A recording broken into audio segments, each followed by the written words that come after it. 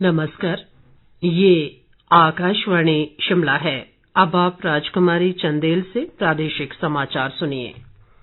मुख्यमंत्री जयराम ठाकुर ने हमीरपुर विधानसभा क्षेत्र में 165 करोड़ रुपए की विकास योजनाओं के उद्घाटन व शिलान्यास किए।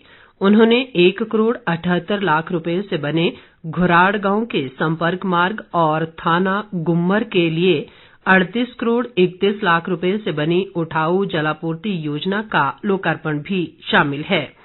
मुख्यमंत्री ने चिकित्सा महाविद्यालय हमीरपुर में 800 एलपीएम क्षमता के ऑक्सीजन संयंत्र का शुभारंभ भी किया। बाद में लंबलू में एक जनसभा को संबोधित करते हुए मुख्यमंत्री ने लंबलू में प्राथमिक स्वास्थ्य केंद्र, पशु औषधालय, राजकीय उच्च पाठशाला पथियान व पशु औषधालय ताल को अस्पताल में स्तरोन्नत करने का ऐलान भी किया। जयराम ठाकुर ने कहा कि पिछले 4 वर्षों के दौरान सरकार ने सभी क्षेत्रों का अभूतपूर्व विकास किया है और कोरोना महामारी के बावजूद विकास की गति नहीं रुकी है।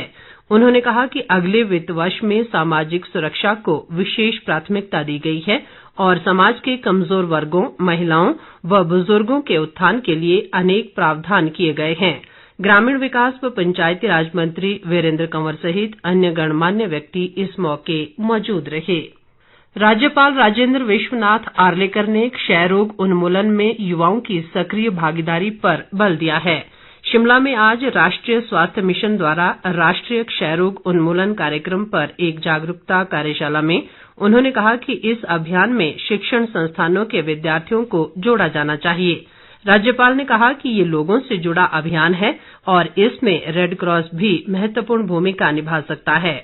उन्होंने कहा कि केंद्र सरकार ने वर्ष 2025 तक देश से क्षय रोग को खत्म करने का लक्ष्य तय किया है, जबकि हिमाचल में अगले वर्ष तक ये लक्ष्य हासिल करने का कार्यक्रम है। आर्लेकर ने कहा कि कोविड महामारी की तर्ज पर क्षय रोग के लिए भी एक मानक संचालन प्रक्रिया बनाई जानी चाहिए। शिक्षा मंत्री गोविंद ठाकुर ने कहा है कि अगले वित्त वर्ष के बजट में शिक्षा पर 8,412 करोड़ रुपए खर्च किए जाएंगे। कुल बजट का 16% है। कुल्लू में आज स्कूल प्रबंधन समितियों के सम्मान समारोह में उन्होंने बताया कि राज्य सरकार ने शिक्षा में गुणवत्ता लाने के लिए अनेक प्रभावी कदम उठाए हैं। शिक्षा मंत्री ने कोरोना काल के दौरान हर घर पाठशाला में ऑनलाइन अध्यापन में बेहतर कार्य करने के लिए शिक्षकों की सराहना की।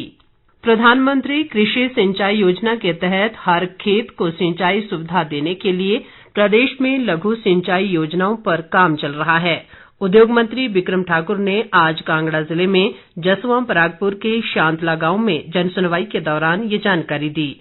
उन्होंने कहा कि प्रदेश में करीब 9,97,000 किसान परिवार हैं और सकल घरेलू उत्पाद में कृषि व इससे जुड़े क्षेत्रों का लगभग 14% योगदान है। बिक्रम ठाकुर ने कहा कि सरकार द्वारा कम लागत पर प्राकृतिक खेती को बढ़ावा दिया जा रहा है। मंडी जिले में स्वर्ण जयंती आश्रय योजना के तहत 1093 नए मकानों का निर्माण किया जा रहा है, जिस पर करीब 16.5 करोड़ रुपए खर्च किए जा रहे हैं। जल शक्ति मंत्री महेंद्र सिंह ने आज मंडी में जिला कल्याण समिति की बैठक में ये जानकारी दी। उन्होंने कहा कि स्वर्ण जयंती आश्रय योजना में गरीबों को मकान बनाने के लिए 1.5 लाख रुपए की राशि दी जा रही है। महेंद्र सिंह ने बताया कि राष्ट्रीय परिवार सहायता योजना के तहत 18 से 60 वर्ष की आयु के बीपीएल परिवार के मुखिया की आकस्मिक मृत्यु हो जाने पर परिवार को 20,000 रुपए की तुरंत सहायता राशि दी जाती है। तकनीकी शिक्षा मंत्री रामलाल मारकंडा ने लाहौल स्पीति जिले के आईटीआई कारगा में इस वर्ष मई से विभिन्न ट्रेडों में कक्षाएं शुरू होने की बात कही है। कारगा में जनप्रतिनिधियों के साथ एक बैठक में उन्होंने बताया कि इलाके में सब्जी मंडी का निर्माण भी जल्द शुरू किया जाएगा। मारकंडा ने बताया कि मंत्रिमंडल ने आईटीआई कारगा के लिए विभिन्न श्रेणियों के 28 पद मंजूर किए हैं। प्रदेश कांग्रेस अध्यक्ष कुलदीप राठौर ने कहा है कि शिमला नगर निगम के चुनाव में कांग्रेस पार्टी स्थानीय समस्याओं को चुनावी मुद्दा बनाएगी। उन्होंने कहा कि नगर निगम चुनाव के लिए कांग्रेस पार्टी पूरी तरह तैयार है और राज्य सरकार की कथित जन विरोधी नीतियों को लोगों के बीच उजागर किया जाएगा। राठौर ने कहा कि नगर निगम चुनाव के लिए चुनावी घोषणा पत्र तैयार किया जा रहा है और इसके लिए लोगों से भी राय ली जा रही है। इसके साथ ही ये समाचार बुलेटिन समाप्त हुआ। नमस्कार।